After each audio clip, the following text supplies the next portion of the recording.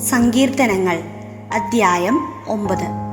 ഞാൻ പൂർണ്ണ ഹൃദയത്തോടെ യഹോവയെ സ്തുതിക്കും, നിന്റെ അത്ഭുതങ്ങളെയൊക്കെയും ഞാൻ വർണ്ണിക്കും. 2.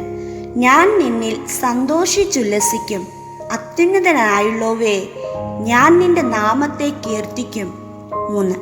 എൻ്റെ ശത്രുക്കൾ പിൻവാങ്ങുകയിൽ ഇടറി വീണു, നിന്റെ സന്നിധിയിൽ നശിച്ചു പോകും. 4. നീ എൻ്റെ കാര്യവും വ്യവഹാരവും നടത്തിയിരിക്കുന്നു, നീ നീതിയോടെ വിധിച്ചുകൊണ്ട് സിംഹാസനത്തിൽ ഇരിക്കുന്നു. 5.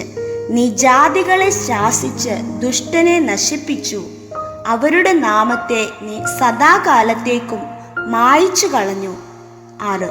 ശത്രുക്കൾ മുടിഞ്ഞ് സദാകാലത്തേക്കും നശിച്ചിരിക്കുന്നു, അവരുടെ പട്ടണങ്ങളെയും നീ മറിച്ചു കളഞ്ഞിരിക്കുന്നു, അവയുടെ ഓർമ്മ കൂടെ ഇല്ലാതെയായിരിക്കുന്നു. 7. എന്നാൽ യഹോവ എന്നേക്കും വാഴുന്നു, ന്യായവിധിക്ക് അവൻ സിംഹാസനം ഒരുക്കിയിരിക്കുന്നു. 8. അവൻ ലോകത്തെ നീതിയോടെ വിധിക്കും, ജാതികൾക്ക് നേരോടെ ന്യായപാലനം ചെയ്യും. 9.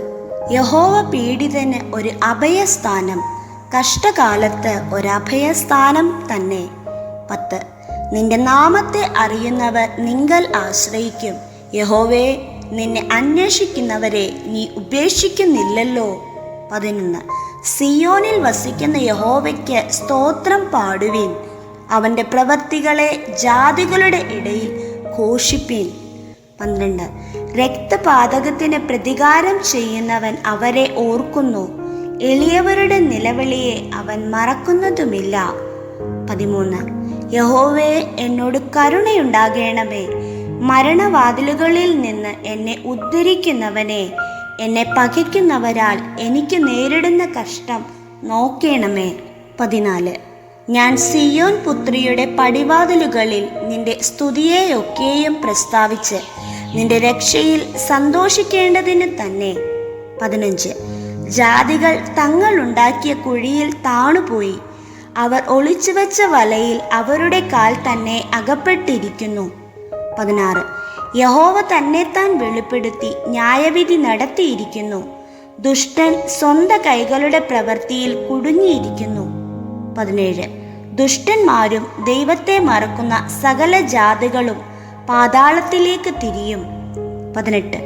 ദരിദ്രനെ എന്നേക്കും മറന്നുപോകുകയില്ല, സാധുക്കളുടെ പ്രത്യാശയ്ക്ക് എന്നും ഭംഗം വരികയുമില്ല. 19. യഹോവേ, എഴുന്നേൽക്കണമേ, മർത്യൻ പ്രബലനാകരുതേ, ജാതികൾ നിന്റെ സന്നിധിയിൽ വിധിക്കപ്പെടുമാറാകട്ടെ. 20. യഹോവേ, തങ്ങൾ മർത്യരത്രയെന്ന് ജാതികൾ അറിയേണ്ടതിന് അവർക്ക് ഭയം വരുത്തേണമേ.